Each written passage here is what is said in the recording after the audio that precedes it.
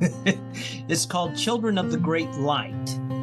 And the purpose of the book is to teach healthy spiritual concepts to kids and to their parents. And let me add one other thing, too. At the end of each story, there's a page or two called Notes for the Reader.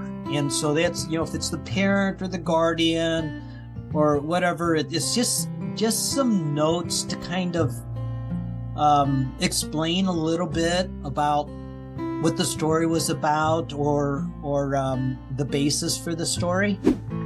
Hey, welcome back to Living the Next Chapter. Another great author on here with us today. It's a joy as a podcast host to meet great authors from around the world and have them here on the podcast, and today's another example of that. Our guest today is a children's author with a new book coming out, and Wayne McDaniel is here on the podcast, and happy to have Wayne here on the show to talk about his new project. Wayne, welcome to the podcast. Nice to have you here. Thank you. I'm glad to be here. So we have a friend in common, a mutual contact, some gentleman named Dom something. How did you get in contact with our good friend Dominic Domesky? Well, I had a friend, Paul Gray, who wrote some books. Did you interview Paul? Paul was on my podcast. He was a sweetheart of a man. Paul has left a big gap in this world. Thank you for mentioning him. Yes. Yes, I've known him for several years. And so when I told Paul that I'd written a book and I needed a publisher, or I needed to figure out how to publish it, he put me in contact with Dominique. And there it is, right from day one. You have found a man whose heart is bigger than his Jeep. He is just a superstar, and I'm so glad that we make a connection through Dom. You're in good hands, so I completely endorse that guy. He's a great man. You're in good hands, so great stuff. So let's talk about where you are. Where do we find you today in this great big world of ours? So I am in Lawrence, Kansas, which is also where Paul Gray lived, and so that's how I got to know him. And so I'm, in the basically middle of the country. Nice. And tell me a little bit more about your relationship with Paul. He was on earlier on one of my podcasts. He was one of my early guests, and I walked away from my time with Paul Gray. I walked away a better person as a host by having him on my show. Yeah. When I think about Paul Gray, I think of a man who didn't just speak the words that he believed, but he lived them as well, and that was the big difference. Mm-hmm. How Paul Gray took care of people in need. He just lived his faith and demonstrated by his actions. He's a gentleman beyond gentlemen. What is your connection then with Paul? Yeah, Paul's got a great heart. I'm not exactly sure how I met him because it's like 30 years ago or something.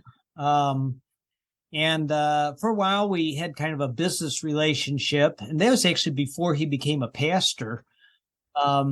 And then we just our paths just crossed off and on over the years. And then as I was kind of having a crisis in faith, more or less a few years ago, I connected with him in some conversations, and we just kind of began to grow in a relationship for the past few years.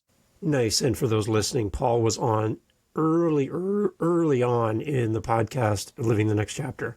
And sadly, he's no longer with us. But what I love about podcasting is you get to interact with great people and capture a moment in time that we can share even after we lose someone special in this world. We still have a moment of time and their voice that we can go back to and listen to. So it's great. And now to have you on the podcast and to talk about legacy as far as what you're working on and what you're sharing with the world, it's great to have you here. So as an author, where did your author journey begin then?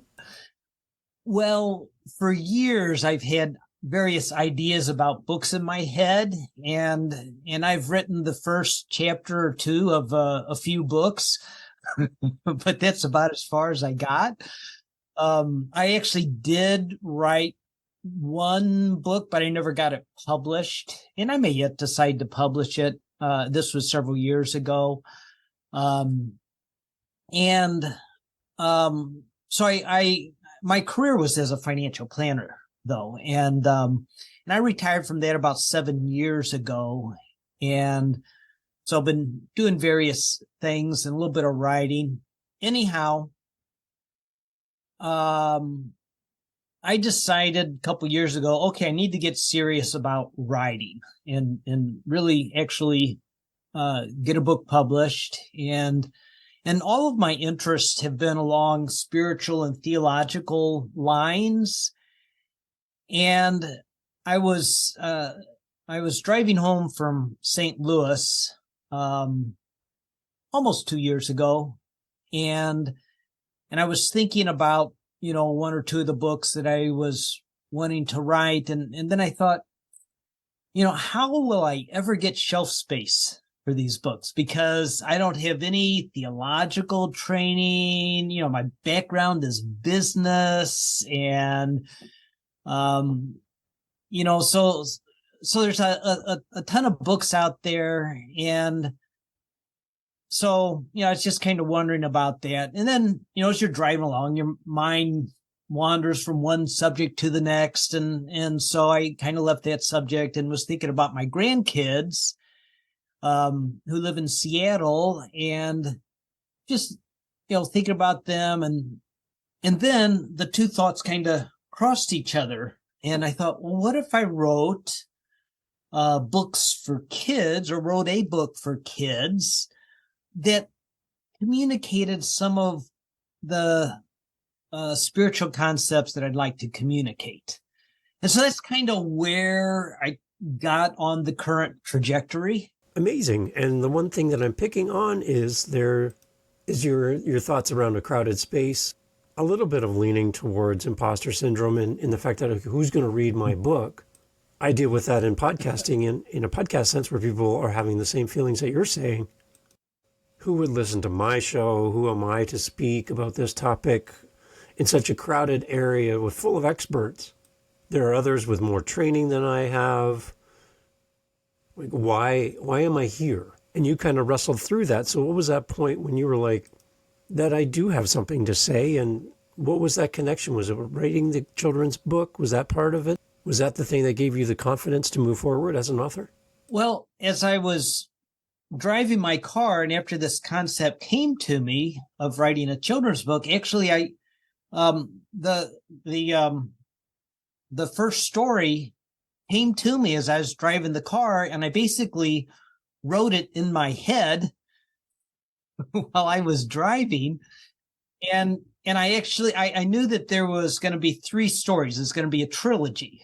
And so the first one came to me, and when I got home, I typed it out on my computer. And so that's how it got started. But I had no idea what the next 2 were going to be. But I knew one thing, that they were all going to be published at the same time. Wow. Yeah. Like, that's a daunting task right there, to know that you have one piece of the puzzle, but there's 2 pieces missing. That would be unnerving for me. I'd be thinking, when are these next 2 parts coming? Because the first part seemed relatively simple in how you received it. But now, what do we wait now? Like, what do we do? What was that process like while you were kind of waiting for the next part to come to you? What did you do? Well, it wasn't really, I wouldn't call it unnerving. It's kind of like, okay, well, what should the next story be about? And, just kind of pondered it a little bit, but nothing really came to my mind right away. But 2 or 3 weeks later, I was in my car again, and the second story came to me the same way. It's kind of like, oh yeah, this was, and I wrote the whole story while I was in my head while I was driving, and when I was able to, I got back to my computer and typed out the second story. And so that's how it came. So driving in your car is the perfect place to write a book. That's amazing. Yeah. Yeah, I should go on long road trips. Maybe I could write novels that way. Wow. Like, if I'm driving in the car and an idea comes to me, if I don't deal with that right away, the idea or parts of the idea are going to disappear in the process of getting to the point where I can write, everything was there for you when you sat down to write? You had clarity when you began to write it out? Yeah, I was fine. Of course, these are children's stories, so they're relatively short and not very complicated plots. Nice. So take us through the first in the trilogy. What was the general theme? What did you write about? And what can we expect as a reader? Yeah, okay. Well, actually, we haven't even said what the title of the book is. It's called Children of the Great Light. And the purpose of the book is to teach healthy spiritual concepts to kids and to their parents. And so, so I'm sorry, I forgot what your question was now. Yeah. So what's in the series? What's in the trilogy? And what's the first part about? Yeah. So the first book, or the first story of the trilogy, it's called Beginnings, and it just kind of sets the foundation of where did we come from, but one thing I want to say is I've written, let me tell you who the audience of my book is. Okay. It's really for parents of young children who the parents, maybe they used to go to church, but they don't anymore. And now they got young kids and they're thinking, well, we probably ought to teach them something about God, but I don't even know what I believe anymore, and so I've written this book I don't even use the word God in it. And it is, I use no dogma or religious language. It's just to teach some concepts. So the first concept is that we came from the great light and we're children of the light, and the light lives within us. So the first book, Beginnings, kind of sets the stage of that. Nice. Okay, yeah. That's nice. And I like that you have that you're open to different readers, and you don't have it just directed to one certain group. The one part, though, when you write a children's book, it's not just words, there's images, there's artwork. From your perspective, how did you envision that playing out? And how did you find someone to help you with it? Yeah, that's a great question. I knew I wanted it to be colorful and lively and all of that. And so what I did, well, first of all, I put out on Facebook, I'm looking for an illustrator. And so several people contacted me and said, hey, I might be interested, or I know somebody. And so I contacted some of those people and went down the road a little bit with a couple of them, but their illustration style didn't quite seem to fit what I was looking for. And so I began to look at other avenues to find an illustrator. And ultimately I found one also through Facebook, through a Facebook group of children's book illustrators. And so in that group, different members of it would post samples of things that they illustrated. And there was one in particular that I thought I really like how she illustrates. And so I contacted her. Her name is Iceland, and she's in Mexico City. So we contacted, did a Zoom call, talked to each other. I also wanted somebody who resonated with the message of the book, so it wasn't just a job. It was like, yes, I like the message here and I want to help get it out. So tell me more about that Facebook group. Was that something that you had planned to find an illustrator at the beginning of the writing process or near the end of the writing process? At what point did you decide that you needed someone to work with to illustrate? Okay. Right. So you had some kind of vision of what this looked like. Was that hard to explain to an illustrator then? It was after I wrote the book. Yeah. I don't think it was too hard because she already had the general style. I did point her to a couple, to some illustrations that I thought, that somebody else had done. Said, something along I like what you do, but, here's some other examples of, I also like these. And so she caught on very quickly to what the theme was and how to do it. Okay, so the first part of the trilogy is put together. Now, how did the other two parts of the trilogy kind of unfold, and how did that kind of happen to bring all three together? Yeah, so the second book or second story, they're all in one book. So it's a trilogy in one book.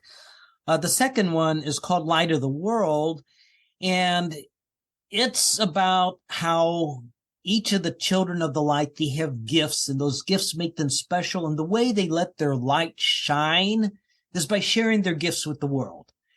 And there's kind of a story that goes along with that. And there's kind of a twist where, well, this one little light didn't want to share his gifts with the world, and he just wanted to kind of keep them to himself. And so his light got dimmer and dimmer. And then,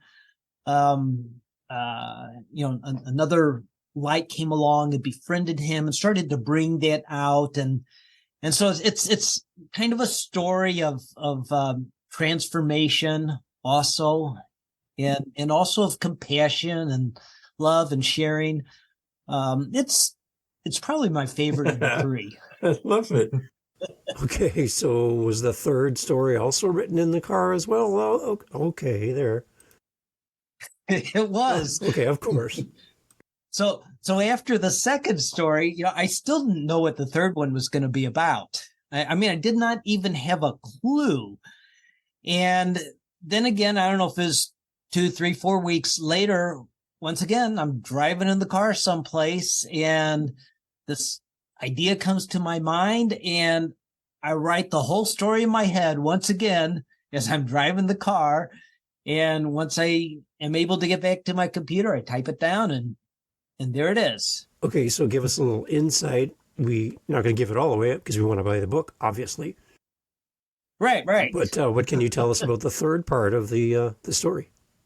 So the third story is called Always With You. And it's about that, the light is within us, and it'll never leave us. No matter how dark things get or how scared we get or lonely, we're never alone. The light is always there. So that's the essential message of the third story. What is the age group that you're focused in on for these three stories? I wrote it for age 3. It's probably 3 to 4 in that range there. I think they have to be old enough that they can kind of grasp concepts a little bit.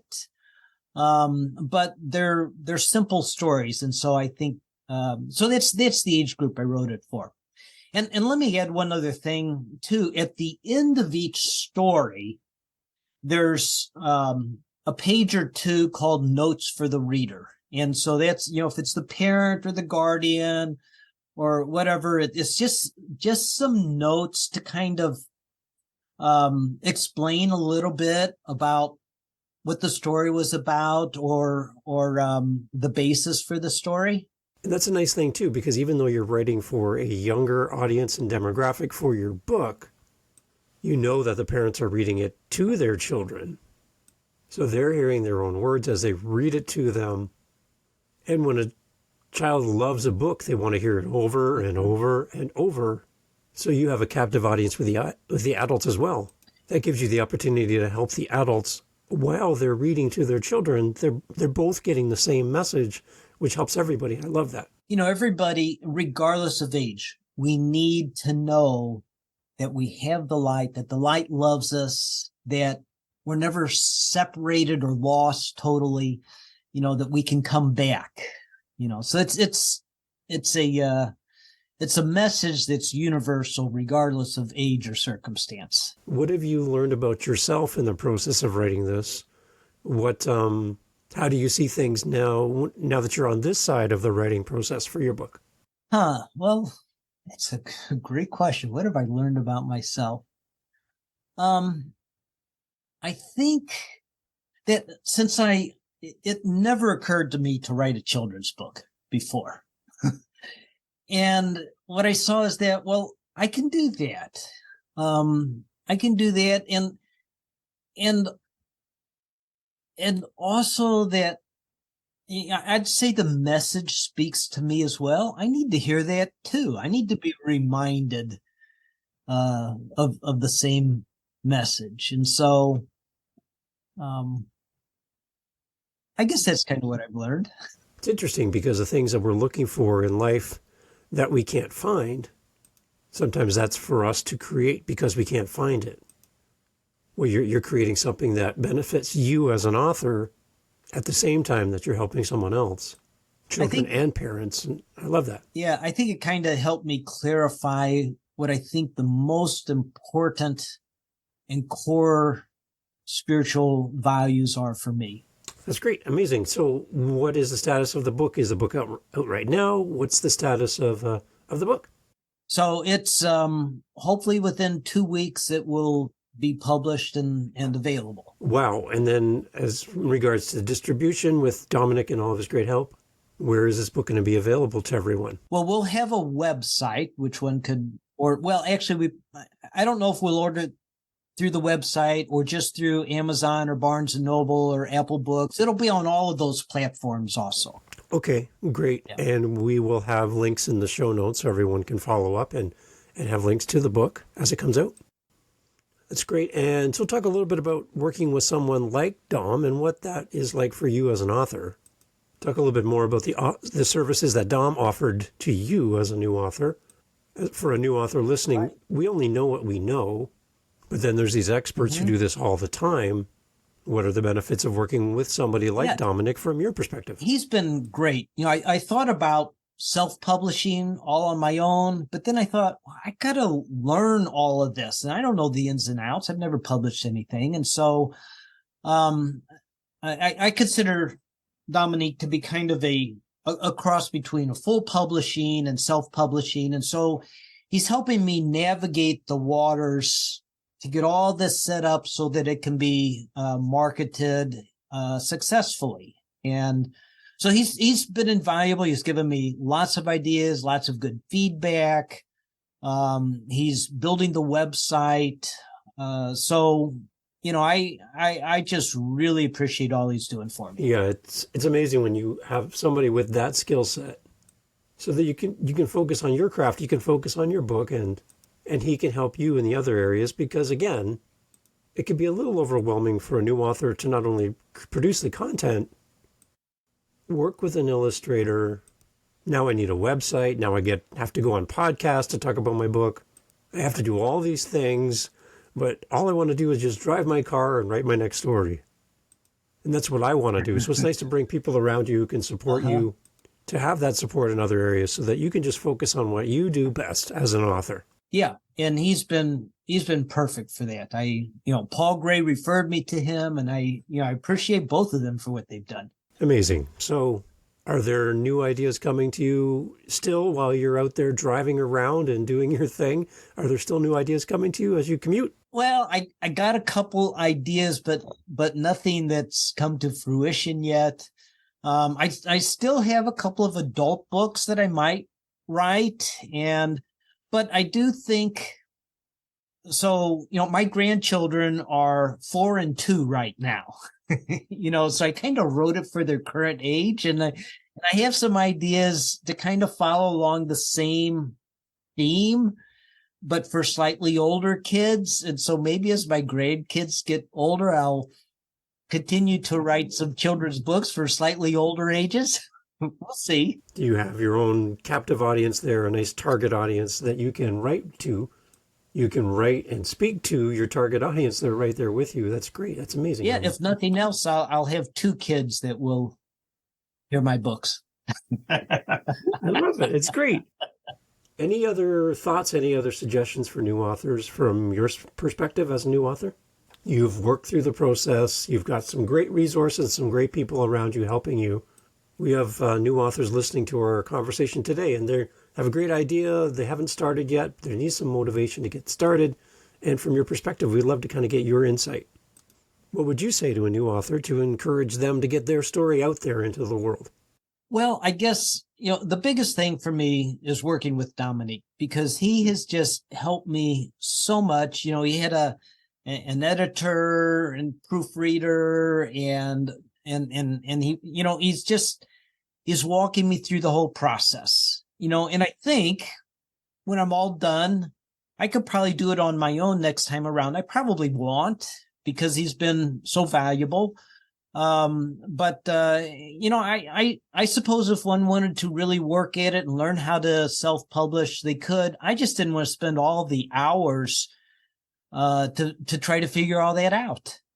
So I think working with somebody like Dominique is great. Awesome. Yes. And Dominique's website is motivationchamps.com if you're looking for that. Dominic has been with me here in this podcast from the very beginning through episode, like in the early days, episode 100, 200. I'll have him back for episode 300 as a friend. He's just a great resource for authors. I highly recommend him, especially for a new author looking for some insight. Definitely reach out to Dominic. You will find him to be the sweetest guy who will care for you. And if he can't help you, he'll send you in the right direction. He's an amazing person. Good quality people stand out, and that's Dominic Tomasky for sure.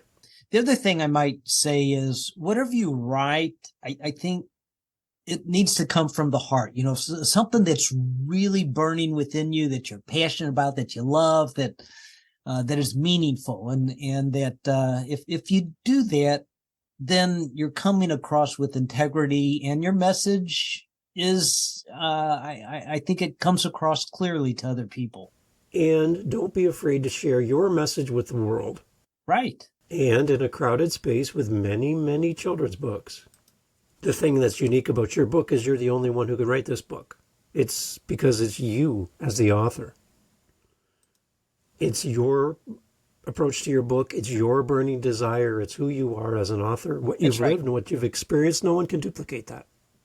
And as each of us have a unique fingerprint, as we look at our hands as we're listening to this, we are unique. There's no one else like us with these fingerprints. There's no one else who can write what we can write. And to see that you've worked your way into this space and created something unique from your perspective is great. Thank you. Thank you, Dave. I really appreciate your time and interviewing me. That's great. So the website is being built as we speak. So we'll have links to that as it becomes available. So while the website's being built, in the meantime, how do we reach out to you? Maybe we want you on our podcast as a guest. How do we reach out and get in touch with you? Sure. Well, you can find me on LinkedIn, Wayne McDaniel. I'm in Lawrence, Kansas, so it's easy.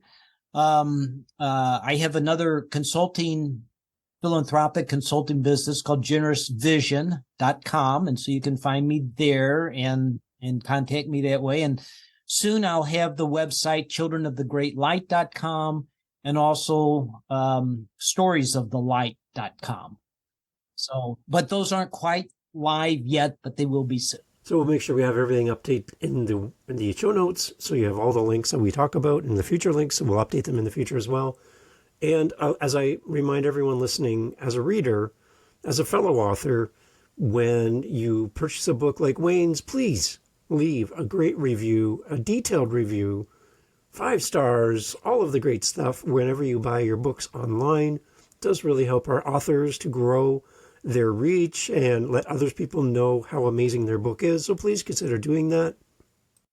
Thank you, Wayne, for being part of the podcast. Thank you. I appreciate it. And to you for listening, thank you for being part of the podcast.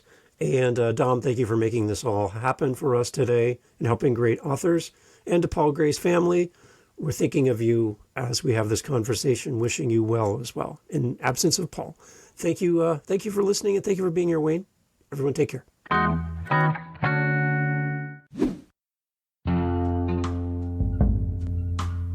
Thank you for being part of Living the Next Chapter.